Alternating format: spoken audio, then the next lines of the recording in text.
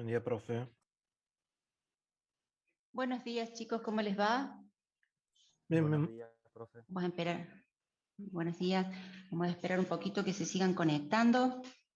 Buenos días, profe. ¿Cómo anda? Bien, ¿qué tal? ¿Cómo les va? Bien, todo bien, por Profe, suerte. buen día. Buenos días.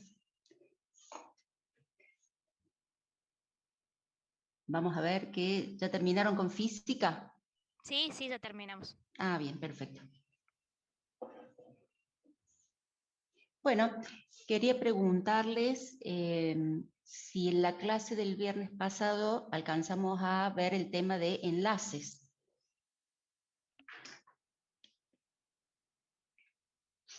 Me parece recordar que no, profe. Bien. Bueno, vamos a retomar. Entonces, desde ese punto, tienen cargadas las filminas ustedes, la de la clase anterior y de esta clase. Bien. ¿Y en el práctico lo vieron al tema enlaces con la profe Allende?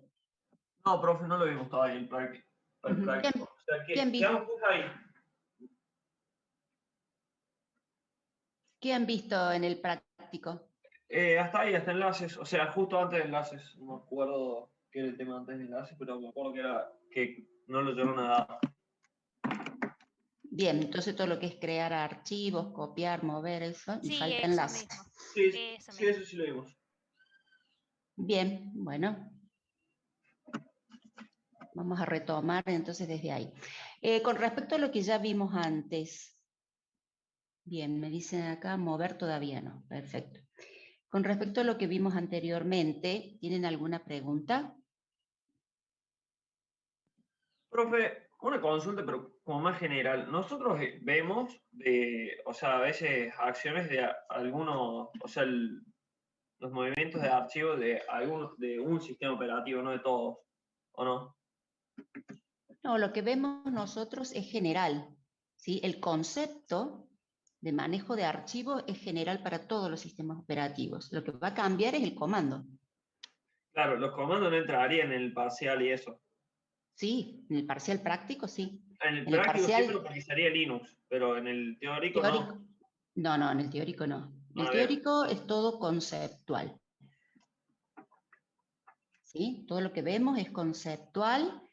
Eh, Cada sistema operativo lo muestra de alguna manera diferente, o con un comando diferente, o con un entorno gráfico distinto, con alguna aplicación, pero el concepto de lo que es, de lo que estamos viendo, en este caso manejo de archivos, es el mismo. ¿Sí? Esa es la idea, de que ustedes puedan aprender en forma general cuál es el diseño de los sistemas operativos. Bien, ¿alguna pregunta, chicos?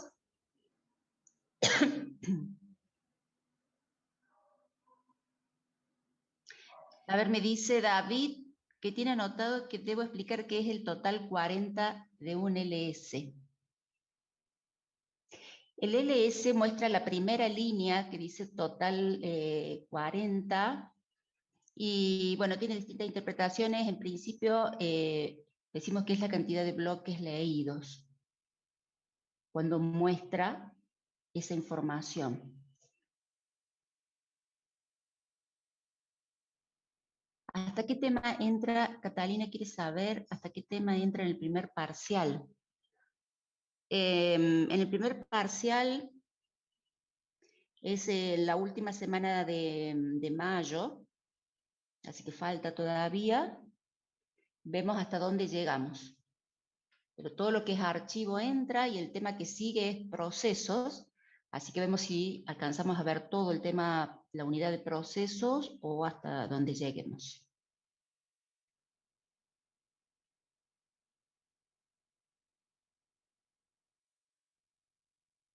Bien. Bueno, entonces vamos a empezar directamente.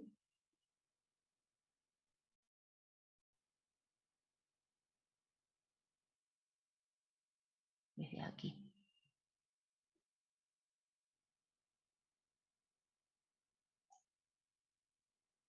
Yo les voy a hablar de lo que es el concepto de enlace.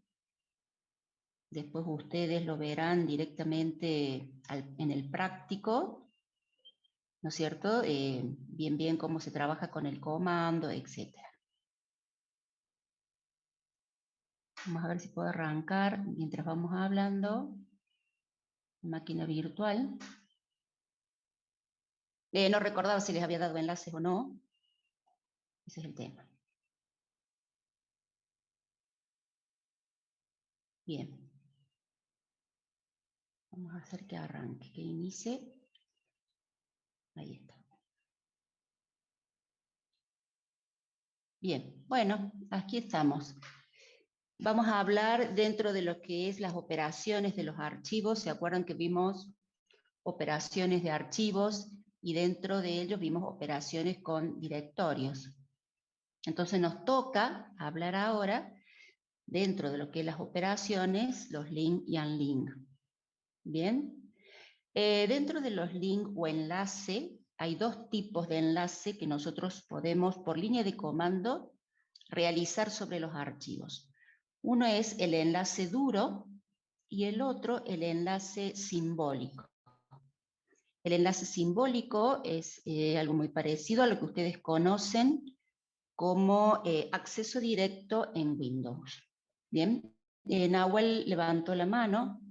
Sí, profe, para Sí, estar Nahuel. seguro, ¿el enlace duro también se puede conocer como enlace físico?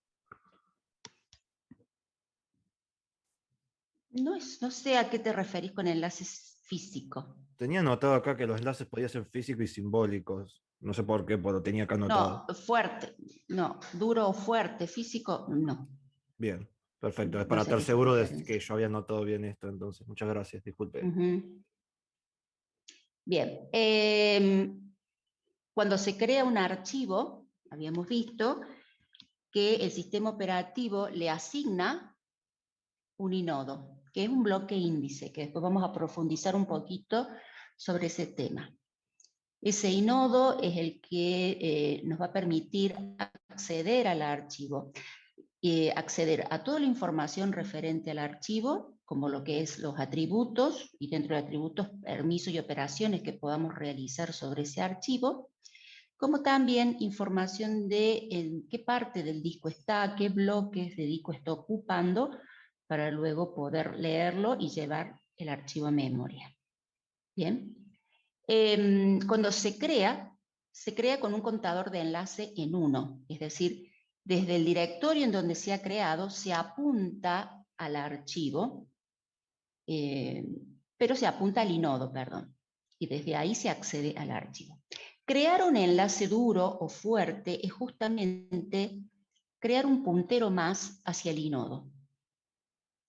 ¿Sí? Es posible crear o apuntar el inodo desde otra parte del árbol de directorios, por eso ahí en la definición les dice, ¿sí? En un enlace duro es la entrada, ¿sí?, de un archivo en un directorio Unix. Es la relación entre lo que es la ruta del archivo y el número de inodo. Cuando se crea un enlace duro, se incrementa el contador de enlaces, porque se ha creado un link hacia el inodo. Entonces, supongamos que podemos tener un archivo que está en el directorio del usuario, con un nombre que sea archivo 1, y luego poder acceder al mismo archivo desde la raíz, o desde barrete C, o desde algún subdirectorio del directorio de trabajo, desde cualquier otra parte del árbol. ¿Sí? Cuando se crea un directorio, se crea con un contador de enlaces en 2 por defecto, porque se lo puede apuntar a un directorio desde el subdirectorio especial que habíamos visto que se llamaba punto.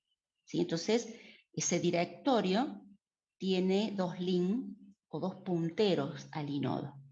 Pero eso lo hace el sistema operativo, ¿sí? Lo va manejando el contador de enlaces de un directorio. No podemos enlazar nosotros por línea de comando un directorio.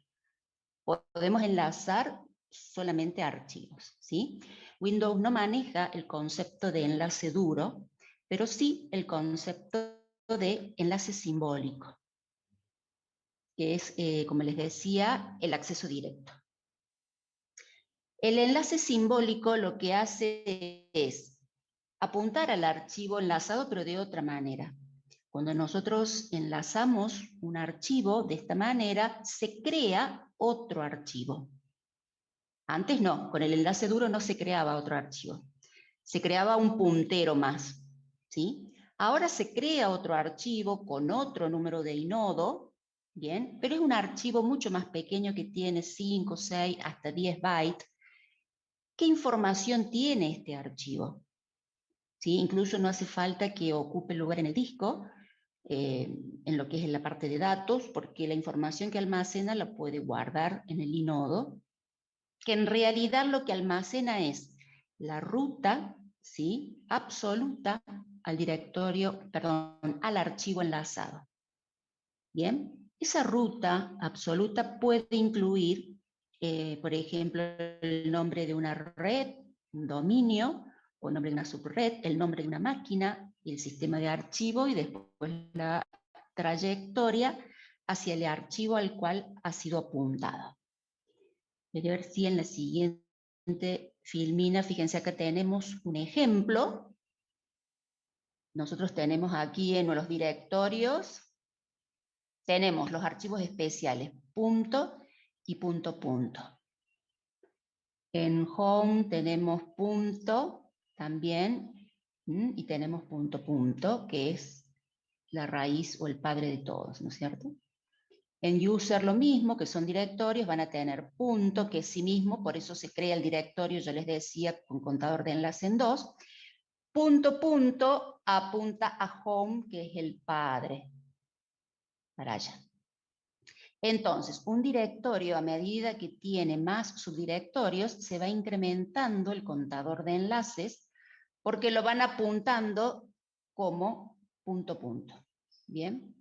Ahora, nosotros estábamos hablando de cómo enlazar archivos. Fíjense, acá está en la línea de puntos. Perdón, acá este es un directorio. Esto está mal, ya lo vamos a corregir. Se tendría que enlazar acá un archivo, ¿sí? No un directorio. El comando para enlazar es el comando ln. Como les decía, a ver, el comando ln con el enlace duro solo lo maneja este concepto Windows. Aquí tengo, ya se inició la máquina virtual.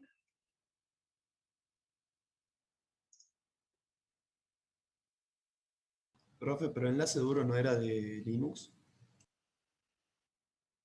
Sí, por eso les decía que no lo maneja Windows al concepto de enlace duro. No sé si fue lo que les dije recién. Maneja sí ambos el concepto de enlace simbólico, que Windows lo llama acceso directo. Profe, usted está mostrando la máquina virtual. Ahora les muestro. Ah, Ahora bien. se las muestro.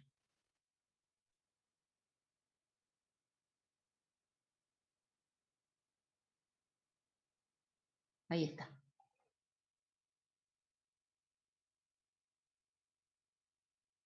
Está un poquito lerda porque tengo bastantes cosas abiertas. Bien. Bueno, les quería mostrar. Si hago un ls menos l i a, vamos a tratar de mostrar lo más que podamos en cuanto a atributos de la raíz.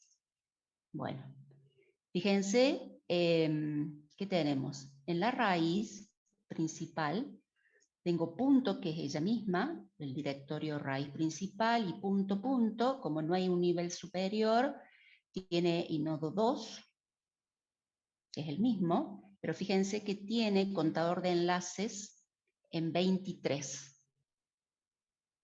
Quiere decir que están apuntándose a este directorio desde 23 lugares del sistema de archivo, ¿sí? Diferentes.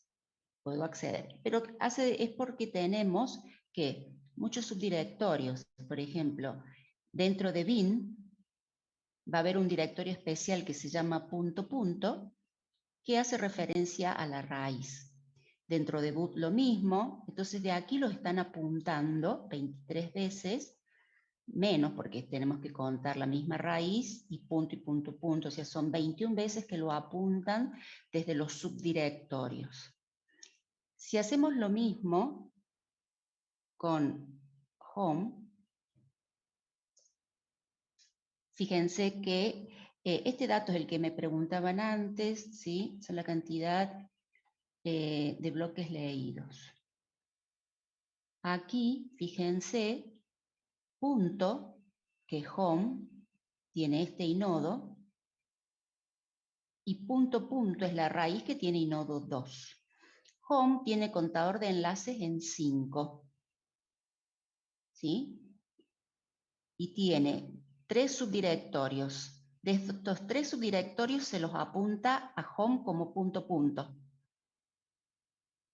¿Estamos? Ahí ya tiene 3 links a home. 4 como punto y 5 como barra home. Ahí están los 5 enlaces o link al inodo de home. No sé si se entiende. En ¿Podría cambio, explicar si de nuevo, yo... profe? No entendí muy bien el concepto. Bien.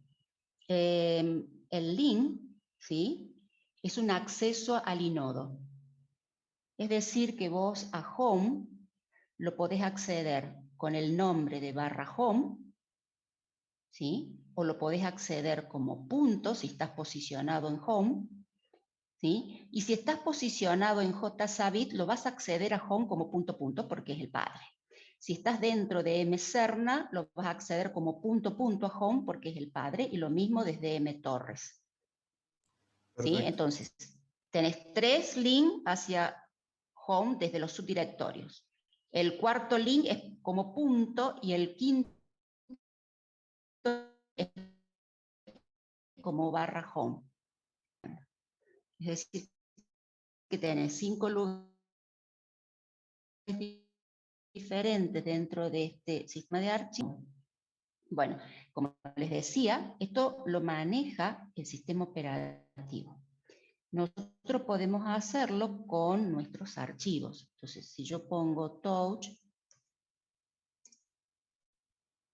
¿qué día es hoy? El número. 16. Bueno, estoy 16, profe. perdida. Vamos a ver, supongamos que es 15. 16. Ahí está. Creé el archivo. ls-l y clase 1604. Ahí está. Tengo el inodo y tengo el contador de enlaces, fíjense, en 1. Puedo crear un enlace duro o fuerte a ese inodo. Bien. El origen. 04. Y el nombre que le voy a dar, como estoy en el mismo directorio, le voy a dar otro nombre para que no me haga problema. Si ustedes van a crear el enlace en otro directorio, pueden conservar el mismo nombre. LNClass. Fíjense, tienen el mismo inodo. Contador de enlace en 2. ¿Qué quiere decir esto? Que yo no he duplicado el archivo en el disco. Esto no es lo mismo que copiar un archivo o que mover un archivo.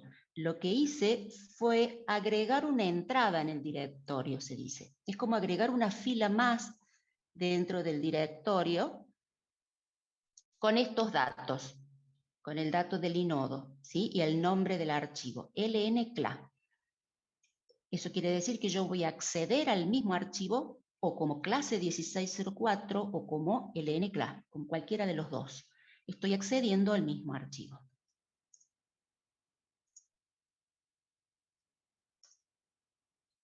Implantación, vamos a ver hoy, de archivos. Bueno, si yo pongo cat, fíjense que agregué una línea al archivo LNClass, pongo clase 04 me la va a mostrar. Todo lo que yo agregue o borre de uno de los dos archivos se ve reflejado en el otro. ¿Sí?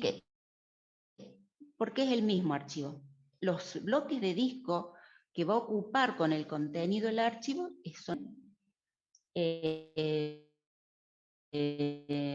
por lo tanto, bueno, si yo borro, puedo borrar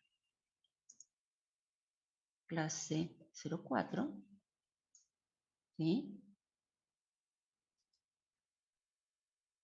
Vamos a ver los atributos. ¿Qué pasó? Fíjense que el archivo sigue estando y el contador de enlaces se disminuye. ¿Qué quiere decir? Que acabo un link que es borrar un puntero al borra cuando el contador de enlaces llegue a 0.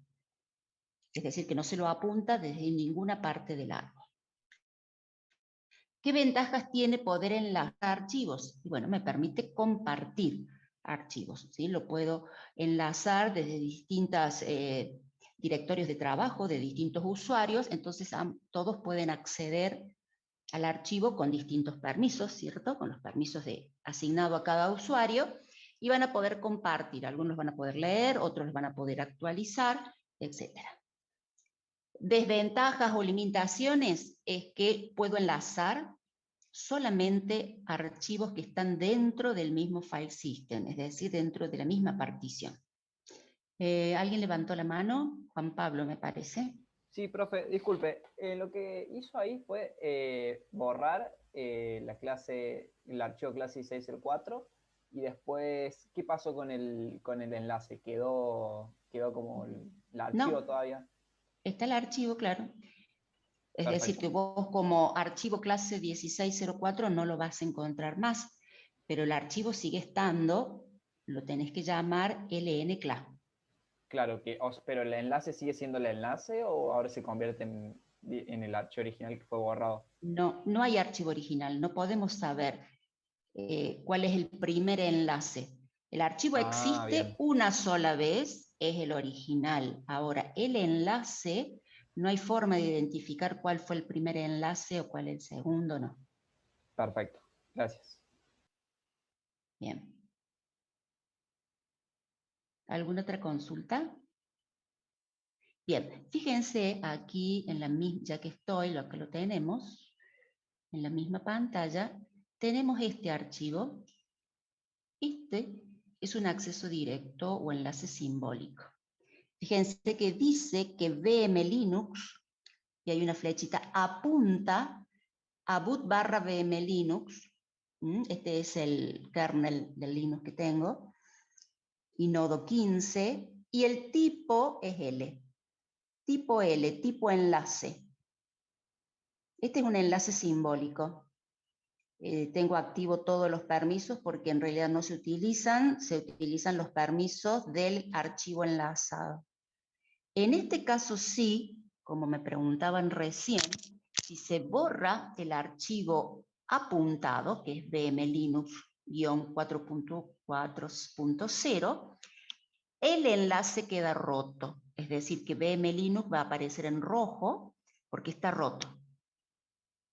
Bien, porque está apuntando en forma, por medio de una ruta, en este caso no es ruta absoluta, está apuntando por medio de una ruta al archivo. Entonces, ¿Qué pasa si accedo a ese tipo de enlace, profe? ¿Qué pasa? No van a tener permiso ustedes, ¿sí? Este es el kernel de Linux. Sí, pero si me pasa que se rompe un archivo y yo quiero, un enlace y yo quiero acceder, ¿pasa algo? Y te va a decir que no está, Bueno. que no lo encuentra, ¿sí? Porque está roto. Si vos apuntas a algo que no existe, te va a decir que hay un error, ¿sí? Que el archivo apuntado no está. ¿Cuál es la ventaja de crear enlaces simbólicos? La ventaja es la siguiente. Yo puedo apuntar a archivos que están dentro de mi partición, dentro del mismo sistema de archivo, o puedo apuntar a archivos que están en otro sistema de archivo, en otras computadoras, que esté en otra partición dentro de mi mismo disco o que esté en otra computadora en forma remota, lo puedo apuntar. Porque no me importa qué número de inodo tenga, no importa, mientras yo conozca la trayectoria para poder acceder al archivo. ¿Sí? Esa es la ventaja que tenemos con los enlaces simbólicos sobre los enlaces duros. ¿Bien? Bueno.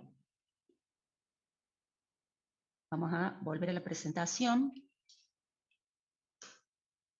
Bien. Como estábamos hablando ya de particiones, las mencionamos. Una partición en el disco es una unidad lógica de almacenamiento. El disco es toda una unidad, ¿sí? No sé si ustedes se acuerdan cuando estuvieron en ACO, vieron que el disco podía tener un formato de fábrica en pistas y en sectores. ¿Bien? Pero cuando nosotros tenemos que instalar un sistema operativo hay que darle un formato lógico. ¿Sí? Los primeros formatos que se le puede dar es dividirlo, ¿sí? Particionarlo para poder instalar distintos sistemas de archivos, distintos sistemas operativos. O si ustedes instalan, por ejemplo, Windows, les crea dos particiones, una de recuperación y otra, crea tres en realidad, otra para todo lo que es la consistencia del sistema de archivo y para seguridad, y el mismo Windows, ¿no es cierto?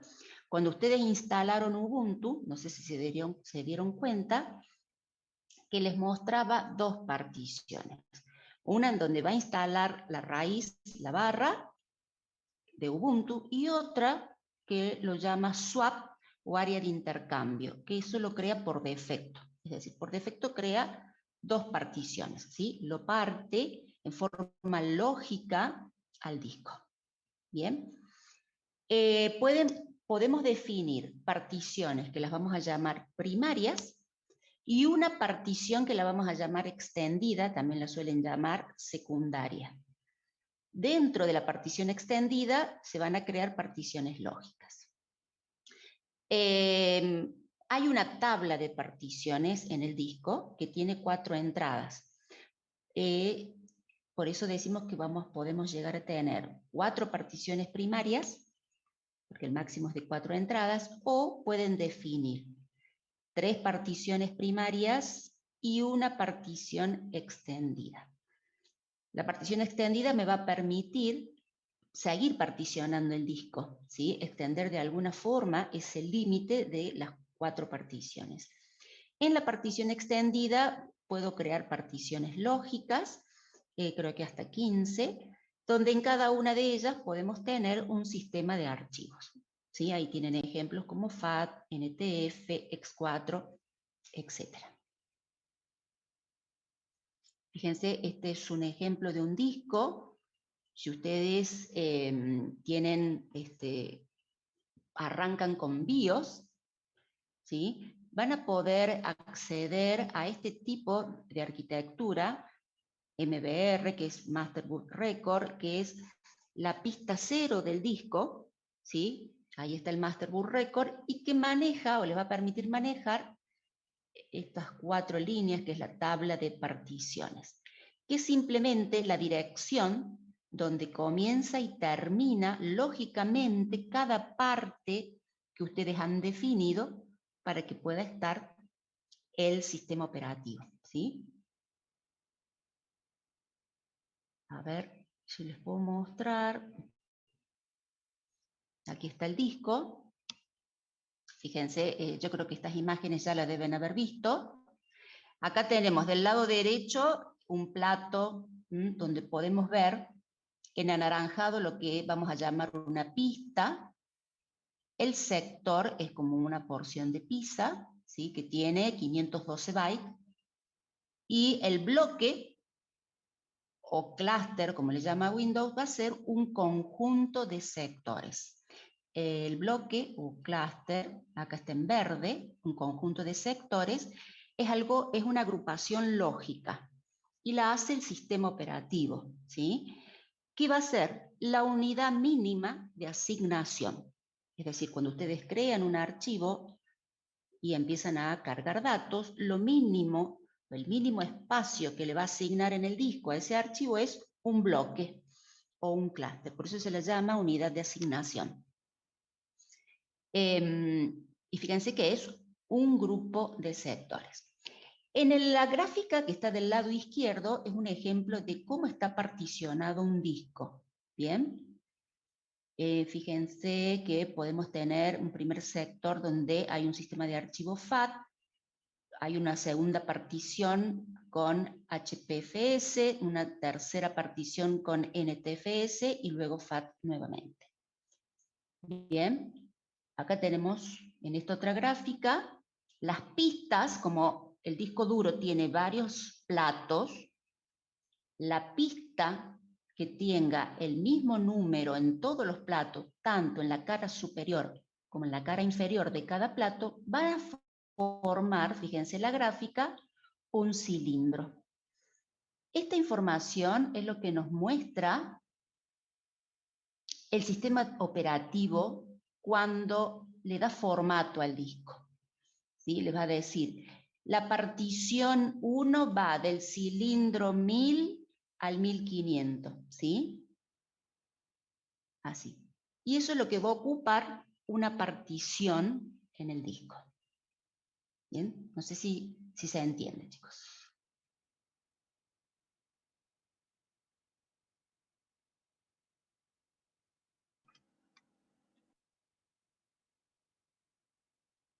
Profe, o sea, hasta ahora estamos hablando de las particiones, o sea, cómo simplemente el sistema de archivos estamos hablando. Todavía no hemos llegado a lo que es realmente la implantación, ¿sí? La implantación se trata de cómo hace el sistema operativo para asignarle espacio en el disco, ¿sí? Toda esta primera parte de las particiones es como una introducción a ese tema. ¿Bien? Yo quería mostrarles a ustedes, fíjense en lo que es administración de disco en Windows, cómo me muestra que está particionado el disco, ¿sí? Tenemos la partición 100, la primera y la última partición, que las ha enumerado como partición 5, fíjense, una de ellas es para recuperación, ¿sí? Si pasa algo con el sistema operativo, recuperación, y otra mantiene datos importantes en cuanto a lo que es seguridad y consistencia, ¿sí? Del sistema de archivos. Después tenemos una partición de Windows, otra partición de Windows de datos, y en el medio de 97,66 gigas es la partición que ocupa Linux. Pero fíjense que no la identifica, no dice nada, pero ahí yo sé que está Ubuntu, por ejemplo. Profe, Sí. me queda una duda. ¿El MBR sería, ocupa la partición 0 del disco? No, ocupa la pista 0. Ocupa la pista 0 del disco. ¿Cuál sería la diferencia entre pista y partición? Pensé que era lo mismo. No, la partición es un conjunto de pistas, ¿sí? Ah, bien, bien. Ahora entiendo. Ahí está. Un conjunto de cilindros en realidad, como yo te había mostrado en la gráfica. Fíjense, esto es lo que me muestra la aplicación Gpartit de Ubuntu, ¿sí? Y las particiones que tienen. El disco acá es uno solo, como yo sé, porque el disco se llama SDA. Ese es el disco. Tiene partición 1, 2, 3, 4 y 5. En la partición 1 y 2 tiene NTFS, ahí hay un Windows. En la partición 3 está Linux, está un X4.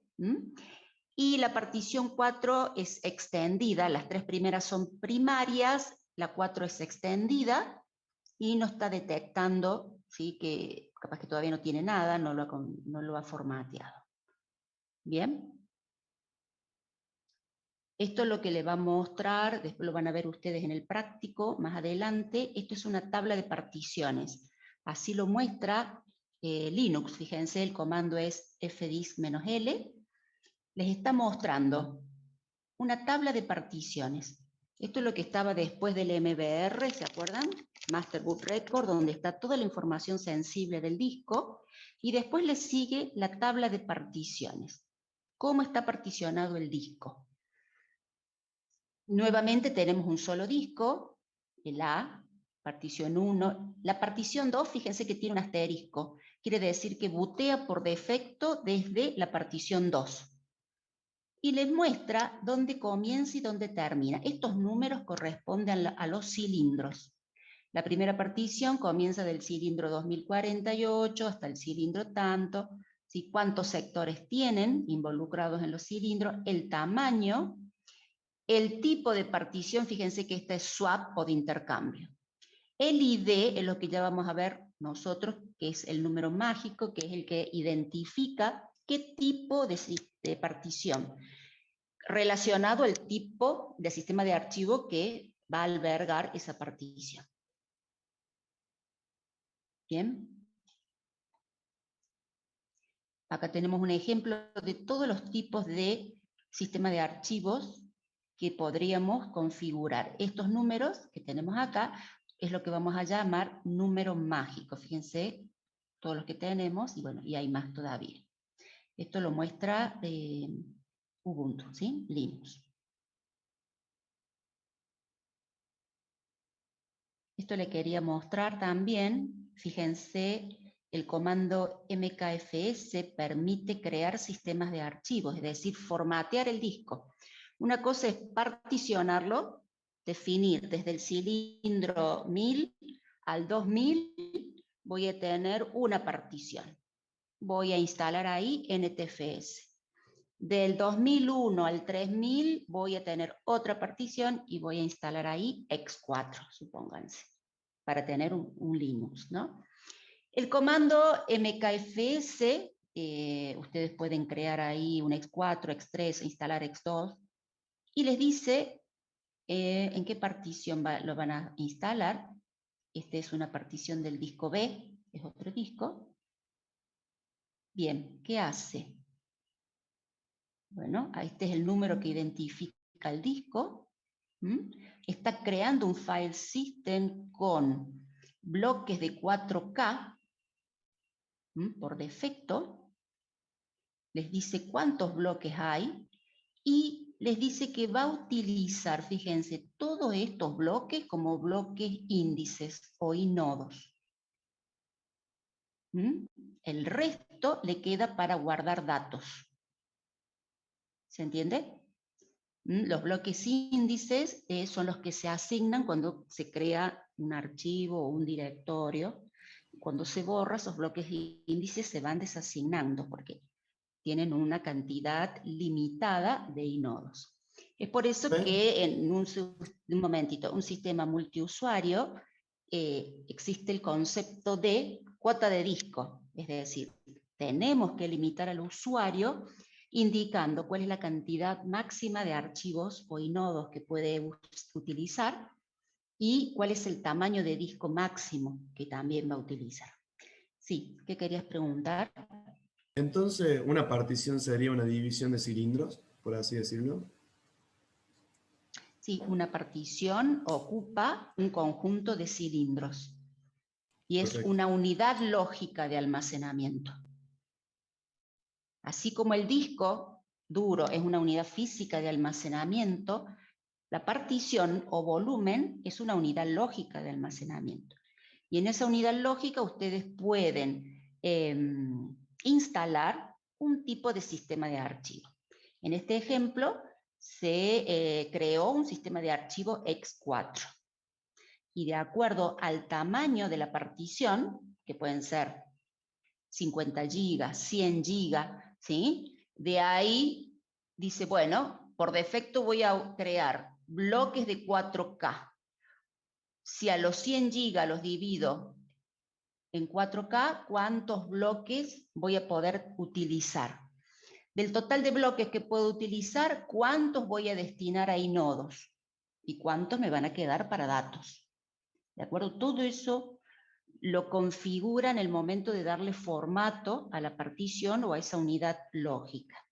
Bien, Windows lo que hace, no maneja inodos, pero sí lo que va a hacer es crear los clústeres. ¿Sí? Clúster de disco, que es la unidad de asignación que maneja ese sistema operativo. Bien. Estábamos acá. Fíjense que cada partición debe contener información sobre todos los archivos, ya sean estos directorios o algún tipo de archivo, y para eso maneja todo una tabla general de administración, ¿sí? Esta información se va a almacenar en los primeros sectores de cada uno de los volúmenes. Llama volumen a cada partición, ¿sí? O cada unidad lógica. Y aquí les muestro un ejemplo. Por ejemplo, vamos a analizar qué hay en la partición 2, cómo está dividida la partición o el volumen lógico. Ya dijimos que es un conjunto de cilindros, ¿no es cierto? Tiene inicialmente el bloque de arranque de la partición, porque ahí el MBR lo que hace es llamar de acuerdo a con qué sistema operativo, con qué partición se va a bootear, o si ustedes tienen un menú, un group, eligen con qué bootear, y los manda directamente al inicio de la partición. ¿Qué va a haber en el inicio de la partición? Los nódulos o módulos de arranque del sistema operativo, ¿sí? Tiene que subir el kernel a la memoria. Luego, el siguiente dato es ese número mágico que identifica con un número qué tipo de archivo en el que está instalado en esta partición. Si es un Linux, qué tipo, si es X2, X3, X4, si es de Windows NTF o si es de OS un FAT, ¿cuál? Luego tenemos un sector que vamos a llamar de metadatos, ¿sí? Que contiene la información de todos los archivos que hay en esta partición, y ahí cómo registra esa información va a depender de cada sistema operativo, que es lo que nosotros vamos a ir analizando ahora. Bien, y por último ya está el contenido de los archivos, ¿no es cierto? Todos los archivos y directorios diseminados en el disco o en esa partición lógica. ¿Bien? Esto es lo mismo. El Master Boot Record, fíjense, es el sector 0 del disco. Y una vez que la BIOS arranca e inicializa todos los componentes, pasa directamente a leer el sector 0 del disco para continuar con el arranque de la computadora, ¿no es cierto?, subiendo el sistema operativo correspondiente.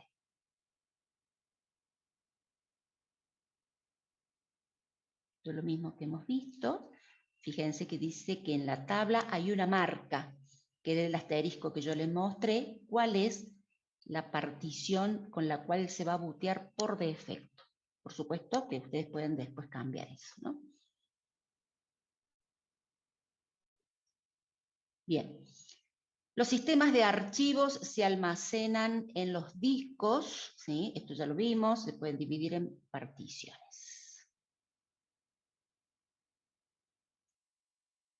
Este es un ejemplo de qué pasa, cómo lo organiza Linux. Fíjense, en el superbloque teníamos el número mágico y todo lo que es administración de espacio libre e inodos, y directorio raíz es todo lo que llamábamos metadatos, ¿sí?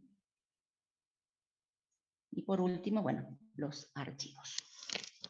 Los inodos, vamos a ver que son bloques índices, y vamos a ver cómo están estructurados internamente esos bloques índices, ¿sí? Bien. Esto en cuanto a lo que les había cargado yo para la clase anterior. El tema que nos trae o que sigue es el tema de la implantación de archivos, es decir, está bien, el disco está particionado, hay tablas que me permiten registrar los archivos, a la medida que yo los voy creando, pero ¿cómo hacemos para encontrarlos en el disco, ¿sí? ¿Cómo los guardamos? Bien. Esta es una estructura general de lo que hace un sistema de archivos, ¿sí? O cuál es, digamos, el proceso que se da hasta poder encontrar el archivo. Todo comienza desde la línea de comandos, donde se pueden ejecutar, ¿sí?, comandos o programas. Esos comandos pueden indicar o pedir que se abra algún archivo. Desde la línea de comandos nos hacemos referencia a un intérprete, ¿sí?, como puede ser el Shell Bash, como puede ser el Meet Commander de Windows, o algún entorno gráfico, ¿sí? Si ustedes van a hacer un doble clic sobre un archivo, es lo mismo, ¿sí?, es una orden.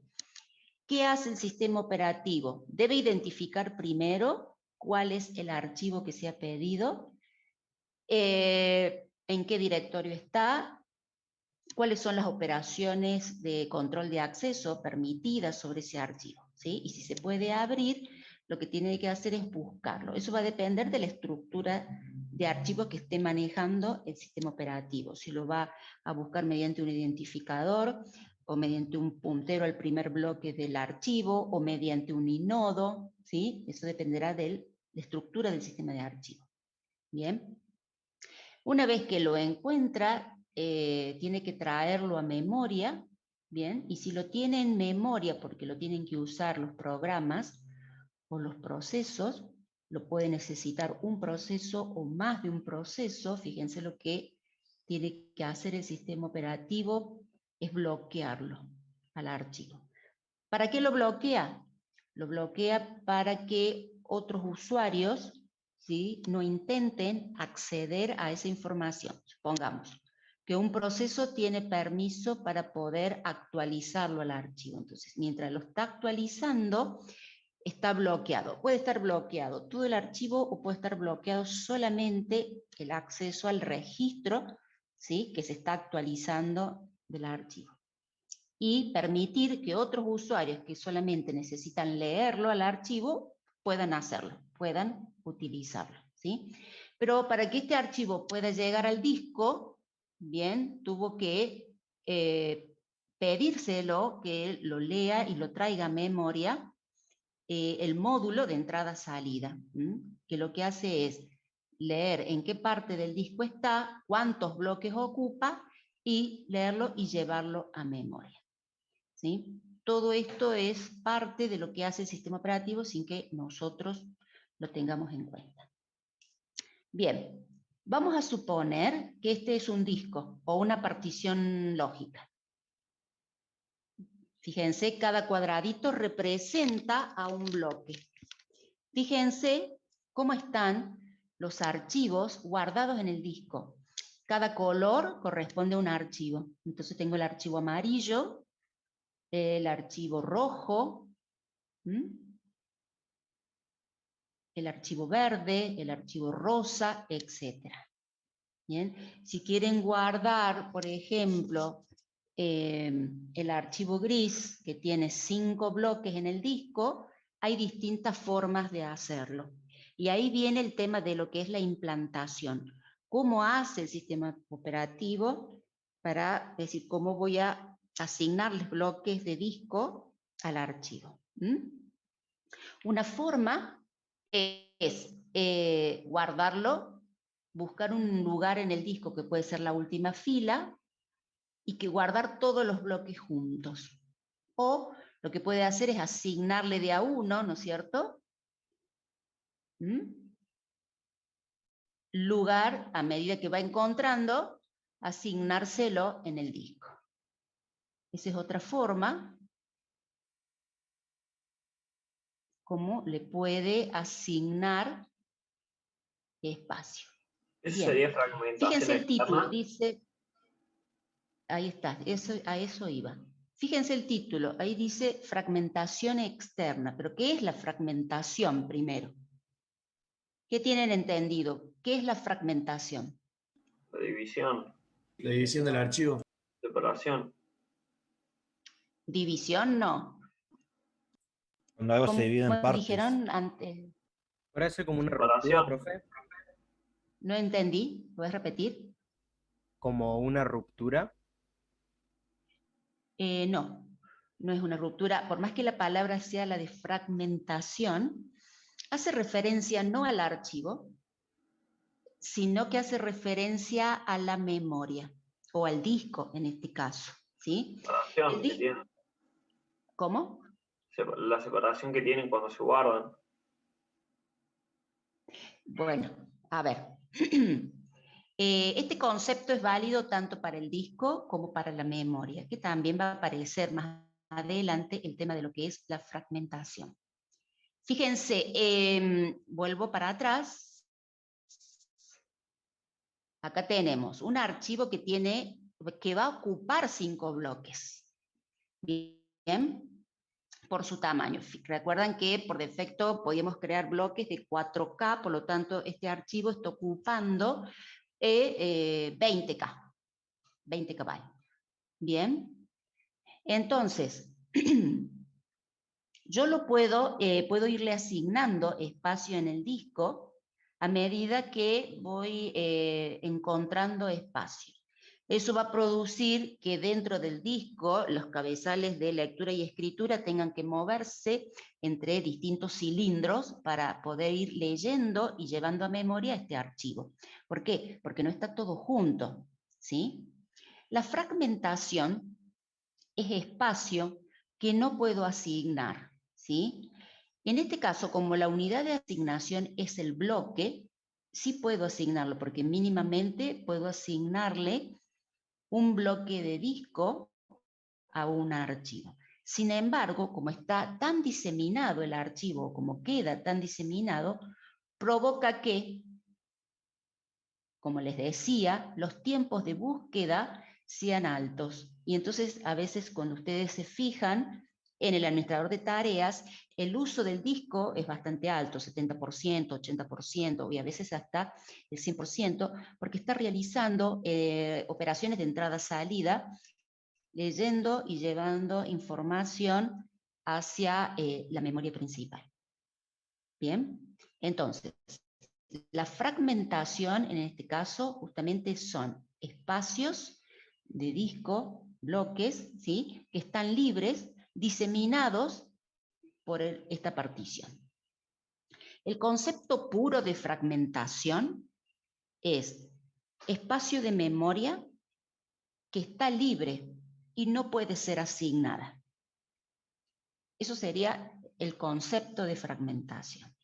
En este caso, aplicado al disco, y como se pueden ir asignando bloques de disco de a uno, ¿sí?, la fragmentación hace referencia a que el archivo queda diseminado por el disco y no contiguo, como en el ejemplo que tenemos acá, los bloques 3, 4 y 5, que han quedado contiguos, y eso permitiría que la lectura-escritura del archivo sea mucho más rápida porque estoy eliminando tiempos de búsqueda, ¿sí?, de cada uno de los bloques. ¿Bien? Bueno, ahora, fíjense, fragmentación externa. Hay 2 tipos de fragmentación que vamos a distinguir. Una es externa, como en este caso. ¿Por qué? Porque tengo bloques libres también diseminados por el disco que no están asignados. Entonces, no es una memoria desperdiciada que esté ya asignada al proceso. Es externa. Un bloque de disco limpio que se puede asignar, pero el único problema es que lo tengo a los bloques libres diseminados, ¿sí?, todos separados.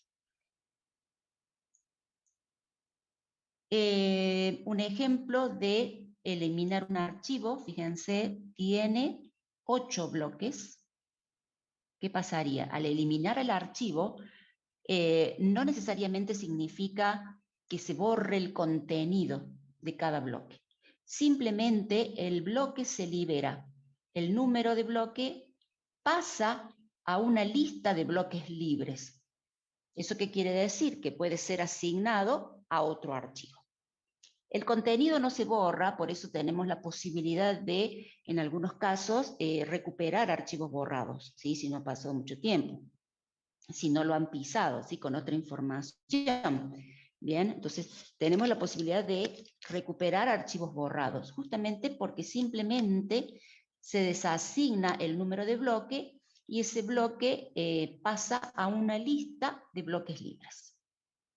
¿Mm? Profe, Sí. eso que dijo, que no se borra, que después se puede recuperar, ¿queda guardado en otra parte del disco o cómo queda? Porque usted No, dijo que queda se ahí. libera el espacio. Claro, se libera espacio, ¿por qué? Porque el bloque pasa a una lista de bloques libres, es decir, se registra que el bloque está libre, pero tiene su contenido todavía. Bueno, borraste el contenido, pero está libre porque lo podés pisar esa información. Si vos se lo asignas a otro archivo y empezás a grabar datos, vas a pisar lo que tenías antes. ¿Por qué? Y porque el sistema operativo lo registró como bloque libre, que puede ser usado, pero no pierde tiempo en borrar esa información, la pisa directamente. Profe, ¿sería como una ¿Se entiende? papelera de reciclaje, como en Windows? O sea, los archivos van a otro Windows, lado. sí, sí, exactamente. Los lleva a la papelera Windows y te da la posibilidad de recuperarlo. Si no pasa mucho tiempo, después si pasa un mes, 2 meses, y decís, bueno, yo voy a recuperar de la papelera, no, ya lo pisó. Hay mucha probabilidad de que ya ese bloque ya haya sido asignado a otro archivo. Y si lo Por lo saco de la tanto, el papelera, contenido se actualizó. si lo saco de la papelera, ¿a los archivos ya no existen después o se van a otro lado? Ya queda liberado el bloque. Existen otras aplicaciones de más bajo nivel que les permite analizar los bloques y recuperar eso en caso de que tengan empresas información muy sensible. Siempre ha habido algunas herramientas o tools que permitían leer parte de los bloques y tratar de reconocer de qué archivo se trataba y recuperarlo. Pero para eso tenés que parar toda la actividad que se pueda hacer sobre el disco. Porque si vos seguís trabajando, el sistema operativo te sigue asignando los bloques a archivos nuevos que vos vayas a crear. ¿Se entiende?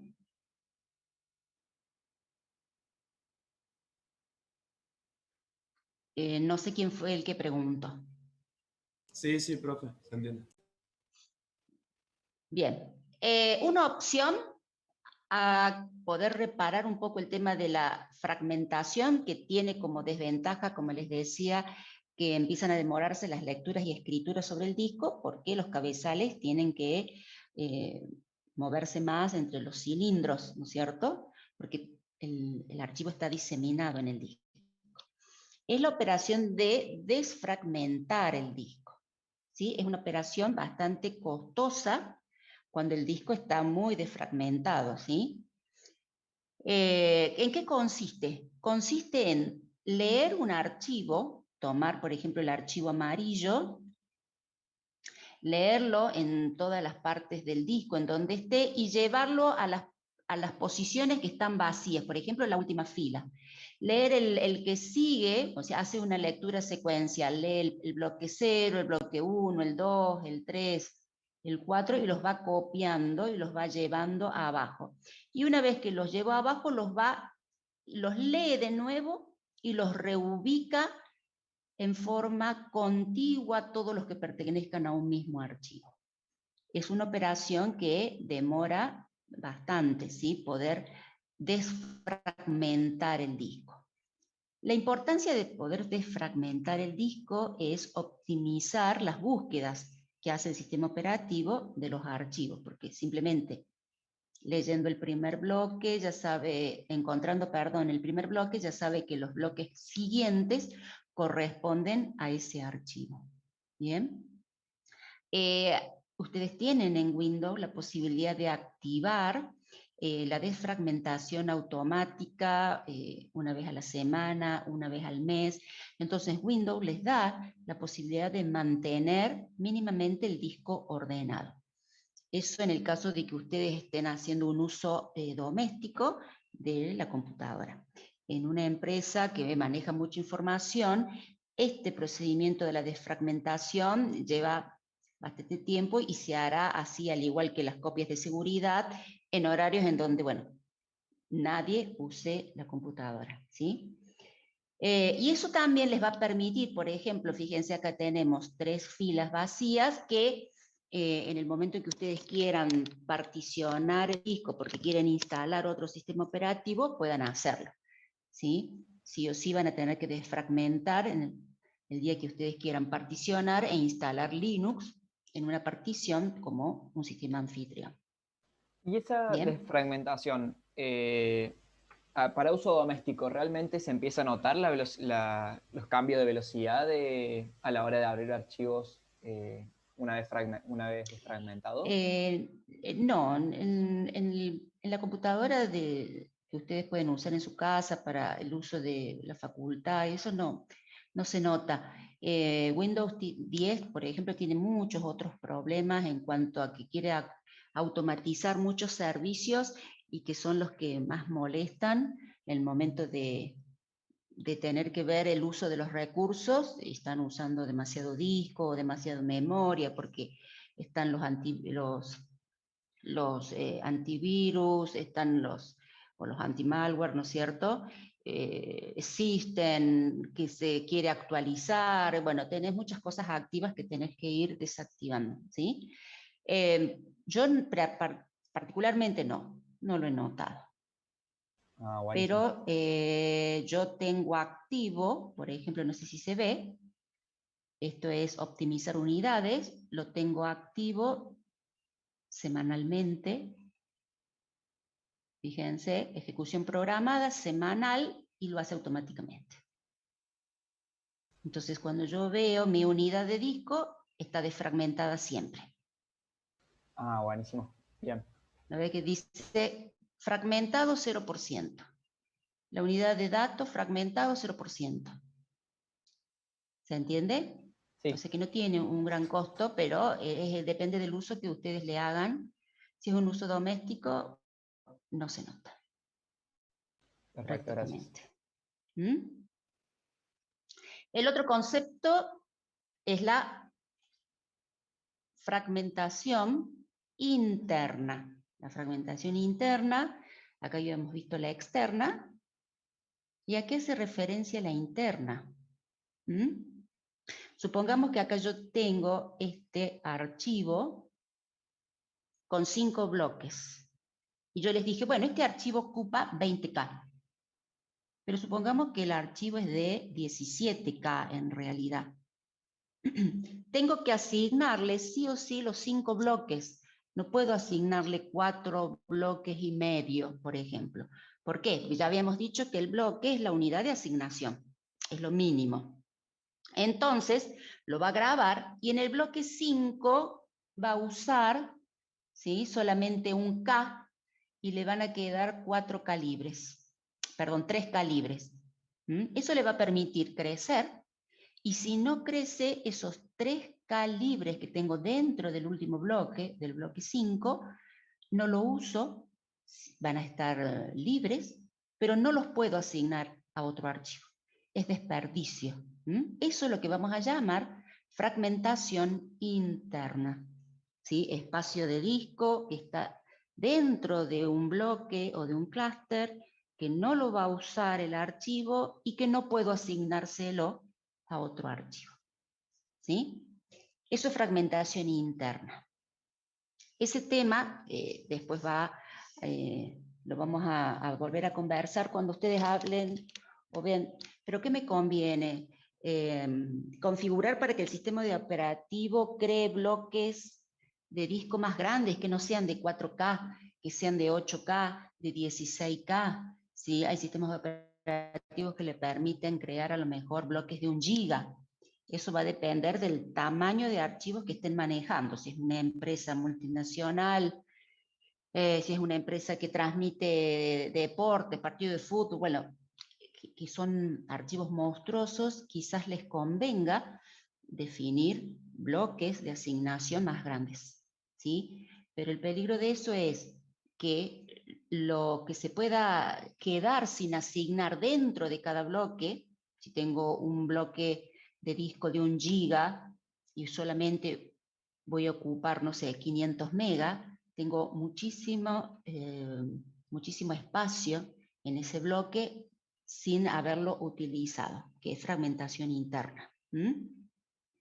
Entonces, bueno, hay que ver qué es lo que conviene dependiendo de en qué ambiente se va a mover o qué tipos de archivo, perdón, va a manejar ese sistema. Bien, nosotros por ahora con 4K estamos bien, ¿sí? Por la calidad o el tamaño de archivos que estamos manejando. Bien, vamos a pasar la desfragmentación. Bien, y ahora sí nos vamos a entrar en lo que es la implantación, es decir, cómo le vamos a asignar o las distintas técnicas que puede usar el sistema operativo para asignarle espacio en el disco a estos archivos. Una de esas técnicas es la asignación contigua, que prácticamente no se usa o se utilizaba antes en las cintas, ¿no es cierto? Y lo que requiere es que ustedes conozcan cuál va a ser el tamaño del archivo, ¿sí? Entonces le va a asignar en forma contigua bloques de disco al archivo. Fíjense el ejemplo, en el archivo A, 4 bloques, le asigna en forma contigua. La ventaja de la asignación contigua, habíamos dicho, que es que no hay prácticamente demoras en la búsqueda y lectura del archivo. Solamente nos demoramos en buscar el primer bloque. Como desventaja, es que, bueno, está limitado para crecer el archivo, porque si tiene asignado 4 bloques y en el bloque 5 comienza otro archivo, no puede crecer. Si este archivo A necesita crecer, bueno, tendrá que ser reubicado en el disco, es decir, se le deberá buscar un espacio más grande que lo pueda albergar, ¿sí? Entonces, y eso ya es un costo administrativo también para el sistema, porque hay que leer y transferir esa información o copiar a otra parte del disco, bloque por bloque, ¿sí? Esa sería una desventaja de lo que es la asignación contigua.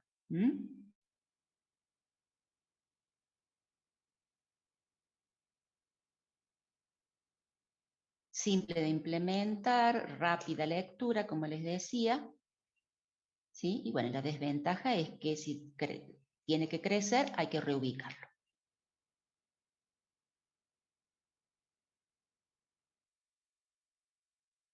Fíjense, desventaja, fragmentación excesiva. A ver, Nahuel levantó la mano.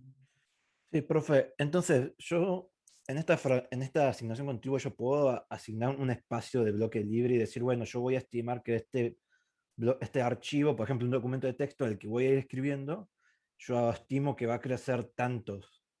¿Se puede hacer algo similar así o no hay forma? No, el usuario no lo hace. Eso es el sistema operativo, es el que va a implementar ¿sí? Eso no lo decidimos nosotros. ¿Sí? Entonces vos dentro de lo que es las características vas a poder leer, decir, bueno, qué tipo de asignación utiliza un determinado sistema de archivos. Va a depender del sistema de archivos. La asignación contigua, pura, así como está planteada ahora, no se implementa en un disco duro. Bien. Hay otras técnicas que combinan la asignación contigua con otros. Claro, Pero no entiendo. lo decidimos nosotros cómo vamos a ir almacenando el archivo en el disco. ¿Por Sí, qué sí, sí. dirá que una desventaja es la fragmentación excesiva? ¿Alguien puede explicarlo?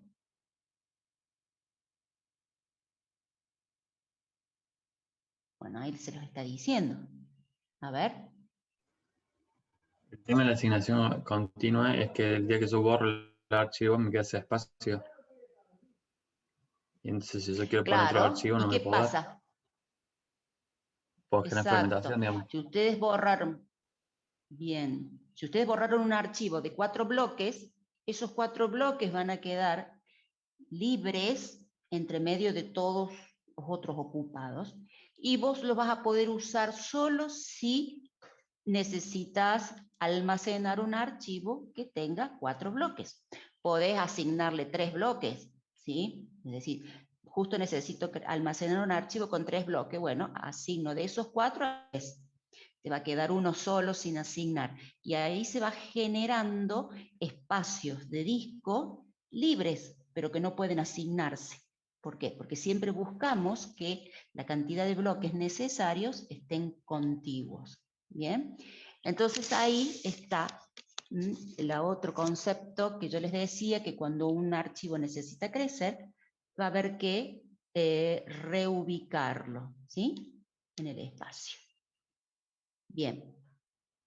Desventaja entonces, fragmentación externa excesiva. Queda muy fragmentado el disco. Fragmentación interna, espacio de memoria no usado y que no puede aprovechar ningún proceso o archivo. ¿Sí? Que era, ¿por qué? Porque era el espacio que quedaba dentro de un bloque, que el archivo no lo va a usar porque no va a crecer, pero bueno, para el sistema operativo ese espacio ya está asignado. ¿Bien? Sí, levantaron la mano. Hola, profe, ¿cómo está? En el chat Sí, acaban de ¿qué tal? poner si usted va a tomar asistencia, porque a una chica se le Sí, corta sí, el voy a internet. tomar. Perfecto. Bien, bueno, sí, sí Porque voy hay a una chica tomar que asistencia. dice que se le está cortando el internet y que no sabe si se le va a salir de Bien, nuevo la llamada. bien.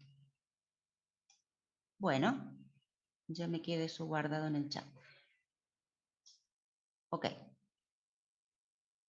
Bien, quiero ¿Ponemos la saber asistencia ahora, si profe? hay alguna pregunta. ¿Cómo? ¿Ponemos la asistencia ahora? No, cuando yo les pida. Ah, bueno. Quiero saber si hay alguna pregunta hasta aquí. No, profesor, por mí no. No, profe, se entiende No, todo. bastante bien, profe. Bueno, otra preguntita para ustedes. ¿Están leyendo el teórico? Yo no, profe. Todavía no, profe. Yo leí hasta la Subimos arquitectura Estamos todas del las probabilidades. sistema clases archivo. semestrales. Así que la respuesta general o casi general es no. Muy mal. Yo lo llevaba al día toda la Ahora que pero rendimos ahora, P y E, se van a empezar a claro, poner ahora todo sí el nos día. ponemos al día otra vez. Esta semana no hice casi nada de otras materias, digamos. PIE, ¿qué es PIE? Probabilidades Probabilidad Probabilidad estadística. estadística. Ah, probabilidad estadística, sí. Bueno, ya conozco los profes. Así que está duro. Bueno, Muy pesado, digamos. la recomendación. ¿Cómo? No, que es muy pesado el contenido de probabilidad estadística. Claro. Ujú. Bueno, de esta materia no puedo decir algo muy diferente. Estamos dando, en clase entendemos todo, yo se los explico. Las filminas son simplemente una guía, fíjense que casi no hay explicaciones, hay apenas gráficas y algunas definiciones. El tema es cuando ustedes empiecen a leer del libro, son cosas bastante abstractas. Entonces, bueno, es muy importante que ustedes le den tiempo para que esto madure. No puedo estudiar la semana antes al parcial, no me va a alcanzar. Esto tiene que ir madurando de a poco. ¿Sí? Y aparte, si ustedes leen, van a poder después preguntar en clase. ¿Bien? ¿Alguna duda que les haya quedado de la lectura? Bueno. Profe, Sí. ya sé que preguntaron un montón de veces, pero no sé si puede repetir las unidades que había que leer hasta ahora del libro. De la modalidad académica es la unidad 1 de introducción, ¿no es cierto? La unidad 2, sistema de archivos, y la unidad 3, administración de procesos. Ahora, fíjate en la modalidad académica qué capítulo de los libros corresponde leer para cada una de ellas, porque yo no recuerdo, ¿sí? Son 2 libros y bueno, y son varios capítulos. ¿Sí? Para cada unidad tendrás que leer 2 capítulos del libro o 3, dependiendo de cada unidad. Por eso es el pedido que yo les hago. Les pido que empiecen a leer, y no tan solo leer, ya es hora de empezar a estudiar. ¿sí? Capítulo 2 y 12 de Stalin, fíjate acá son 2 capítulos para administración de archivos. Son otros más para lo que es procesos, ¿sí? Introducción a los sistemas operativos creo que es uno solo de Stalin. Entonces, bueno, hay que empezar a leer.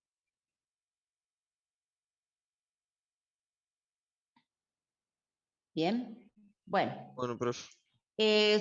Seguimos con asignación contigua, fíjense, permite el acceso aleatorio, relativamente, porque bueno, puedo acceder directamente a un bloque de disco en particular.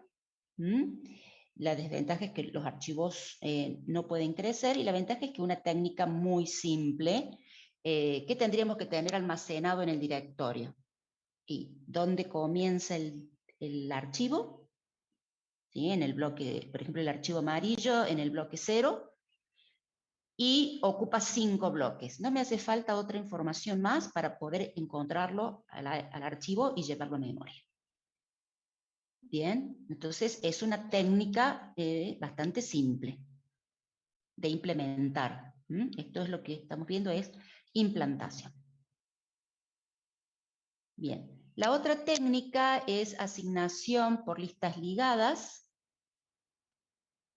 Bien, aquí lo que hace el sistema operativo es manejar una lista en donde cada bloque, ¿sí? En cada bloque reserva los primeros bytes para poder almacenar la información de cuál es el bloque que sigue, que está asignado al archivo, ¿sí? Entonces no es una lista separada, sino que es una lista implementada dentro de los primeros bytes de los bloques de disco, ¿sí? Entonces, ¿qué tenemos nosotros almacenados en el directorio? El nombre del archivo y la dirección del primer bloque que ocupa este archivo. Luego, cuando el sistema operativo lee el bloque 4, por ejemplo, que es el bloque 0 del archivo, los primeros bytes tiene el puntero al siguiente bloque, que es el bloque 7 físico, del disco, perdón, no físico, y ahí se almacena el bloque 1 del archivo. Pero los primeros bytes del bloque registran el puntero al siguiente, que es el bloque 2, y del bloque 2 se apunta al 10, y del 10 al 12, en donde con alguna marca, en este ejemplo un 0, se indica que es el último bloque, que ahí termina el archivo. ¿Sí? Esto obliga a hacer una lectura secuencial de los punteros al menos, ¿sí? Para poder buscar y encontrar el bloque que se requiere. ¿Bien? Bien. Y acá tienen otro ejemplo del bloque B. Esto en cuanto a lo que es lista ligada o entrelazadas.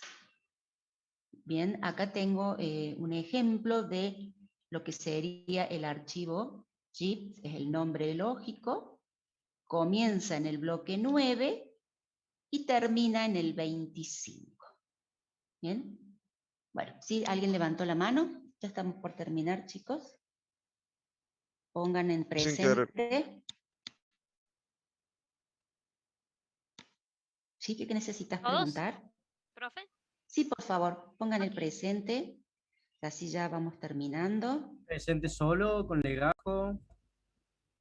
Si vos te logueas con nombre y legajo, es Solamente suficiente el presente. Perfecto. Si te logueas solo con nombre, yo voy a necesitar el legajo, ¿sí? Bien, levantó la mano Víctor. ¿Qué quiere preguntar Víctor? Profe, tengo una duda. Cuando nosotros implantábamos un archivo, usted, bueno, dio el tipo este que es contiguo, pero había dado otro tipo en el cual se ponía, no, perdón la palabra, pero como desordenado, los bloques de archivo. ¿Cuál era el nombre de ese tipo de implantación? Y por ejemplo, acá lo tenemos, mira, uno es contiguo, ¿no? Y el otro es, por ejemplo, las listas entrelazadas te hacen eso. te van Es de lista, asignando el entonces. primer... Ah, Claro, los demás, vamos a ver varias técnicas y salvo la asignación contigua, las demás asignan los bloques así dispersos a medida que los van encontrando libres. y si hay una mezcla, ¿cómo se llama? Porque usted había dado un ejemplo que, por ejemplo, hacía 1, 2, 3, 4, pero Claro, el sí, 5 estaba separado por ahí. exacto. Eso hay técnicas que permiten, por ejemplo, si encuentran bloques contiguos, lo usan a todo, entonces tienen un puntero, ¿sí?, a esa tira de bloques, porque ya saben que son contiguos. Pero después pueden encontrar libres para poder asignar otra tira de bloques en otra parte del disco. Entonces, sí va a quedar diseminado el archivo, pero no asignándole de a un bloque, sino asignándole de tiras de bloque, ¿sí? Y eso lo hacen, creo yo, que casi todas en la medida que puedan ir encontrando bloques contiguos libres. Lo que pasa es que en los ejemplos no te lo estamos mostrando. ¿Bien? Perfecto. Bueno, Muchas gracias. vamos a dejar por la hora acá. Vamos a retomar desde lo que es asignación de lista ligada, ¿sí? Ustedes tienen la presentación cargada como para que puedan ir leyendo. ¿Bien? Así que bueno, si no hay más preguntas, los veo el viernes que viene. Recuerden Tenga buen empezar a fin de profe. estudiar. ¿Cómo? Tenga buen fin de profe. Bueno, muchas gracias igualmente para todos. Adiós, profe. Muy buen Que fin de semana. descansen después de haber rendido esta Chao, profe, nos vemos. Nos vemos. Chao, Nos vemos, hasta luego. profe. Chao, profe, nos vemos. Gracias Hasta por la clase. luego. Yo, profe, que tenga un buen día. Gracias. Nos vemos, profe.